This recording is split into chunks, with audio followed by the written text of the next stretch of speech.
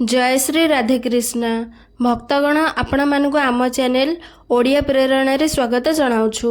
आज आसंतु जानिबा राधाअष्टमी व्रतर महत्व। भाद्रव मासर शुक्ल पक्ष अष्टमी को राधाअष्टमी भावे पालन करा जाए। कृष्ण जन्माष्टमी व्रत रखुथिबा व्रती माने राधाअष्टमी व्रत रखिबा जरूरी अटे, कारण जेपरि कृष्ण राधांक बिना अधा सेहीपरि कृष्ण जन्माष्टमी पालन करुथिबा व्रती माने राधाअष्टमी बिना अधूरा फल मिलिथाए बोली माना जाए। राधाअष्टमी करिबा द्वारा 1000 एकादशी पुण्यफल मिलिथाए, ता सह 1000 कन्यादानर पुण्यफल मिलिथाए। गो हत्या भ्रूण हत्या भली पापर नाश होइथाए। राधा नाम जप करने द्वारा मनुष्य को पुनर्जन्म मिल न थाए। आसंतु किशोरी राधाराणी जन्म रहस्य जानिबा। नारद मुनि भगवान शिव को पचारुछंती, हे महादेव, राधाराणी लक्ष्मी ना सरस्वती, से वेदकन्या ना देवकन्या ना मुनिकन्या।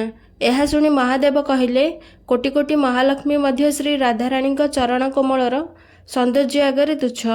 हे नारद मुनि, मु तो राधाराणी रूप लावण्य एवं गुण आदिर वर्णना करने को निजको असमर्थ भावुची। तीन लोकर एपरी केही नुह जी कि राधाराणी सौंदर्यर वर्णना करिपरिबो। नारद मुनि कहले, हे महादेव, राधाराणी जन्म रहस्य विषय कहतु। यह शुणी भगवान शिव कहवाक आरंभ कले, वृषभानुपुरीर राजा वृषभानु बहुत उदार थिले। से एक महान वंशर थिले। से भगवान श्रीकृष्णकर आराधक थिले।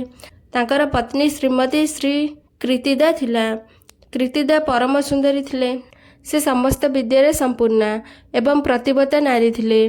कृतिदांक गर्भरु ही भाद्रव मास शुक्ल पक्ष अष्टमी तिथि मध्याह्न काल श्री वृंदावनेश्वरी राधाराणी जन्म होइथिला।